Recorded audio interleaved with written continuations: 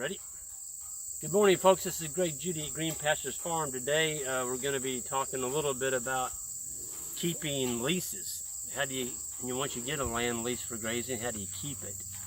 One of the best ways to keep a lease is by building relationships with those landowners and going the extra mile to make their farms look nice and pretty, and do little extra things. This morning, Casey and I are actually going to do a little civil pasture work here where we've got this group of walnuts, and they're thick. I mean, there's probably, I don't know, there's 20, 25 trees in here. And we're going to go here and cut out the bad walnuts and leave the really nice ones.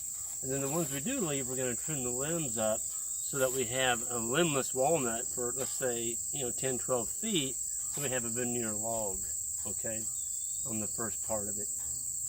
This is something that I'm going to do on my own. Landowner didn't ask me to do this, but I was up here yesterday. This is what we used to call the brush patty, and it was pretty brushy, and so I brush hogged it for him, for the landowner. When he comes, it's going to look like a park. But I noticed all these walnuts in here; they're everywhere. And here's some over here. This is a pretty nice little walnut, and there's one growing right next to it that doesn't need to be there, but we're going to take off these lower limbs, and there's another one that's pretty evenly spaced over here. Okay, we'll take off the lower limbs on that one. There's another one right over here. There's walnuts all over this field. It's going to take Casey and I probably an hour to go over all this and trim the limbs up, take out the ones we don't want, and it's gonna add value to the farm. The walnut, if you give it a break and in other words, don't have them in there too thick and take the lower limbs off and keep the grapevines off of them, my God, they just explode. And that is the highest sale log there is the walnut tree in the state of Missouri. So this is the lease that I got, my first lease, and I had a 10-year lease signed on it. And at the end of the first year, wasn't even the first year, it was that fall, he came in and he ripped up my lease. He said, "Greg, your lease isn't any good." I'm like, "What?" But I'd done a lot of work on this farm. And he said, "No," he said, "my wife and I talked it over, and we're going to give you a lifetime lease." Folks, the hair on the back of my neck came up. I got cold. I couldn't believe what I heard come out of his mouth. But what he was saying was he was so appreciative of the work that we're doing on his farm. He never wanted to lose us as a grazer and a manager of his land, because he is an absentee landowner. And so we are the eyes and ears of his farm.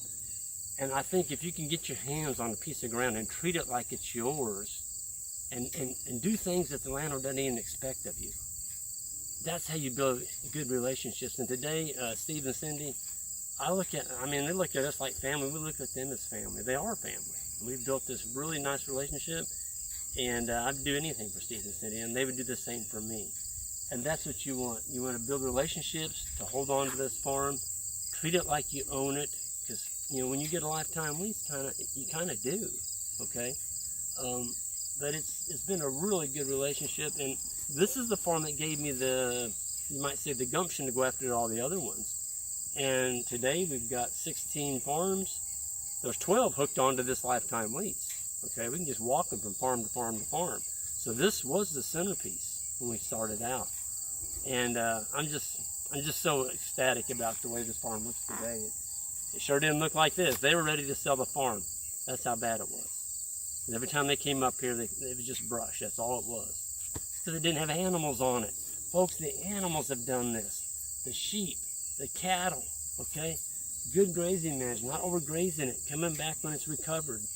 And now we're gonna increase the value of their farm today by going in here and thinning out these walnuts. It's gonna look nicer. There's gonna be more grass growing underneath it. So we're getting a payback too. But they're gonna get a huge payback. Their grandkids will. Because when those walnuts get 60, 70 years old, they're gonna have a really nice saw log. Maybe they can put their kids through college or something when they sell that timber. Folks, this is Greg Judy signing off. Everyone have a good one.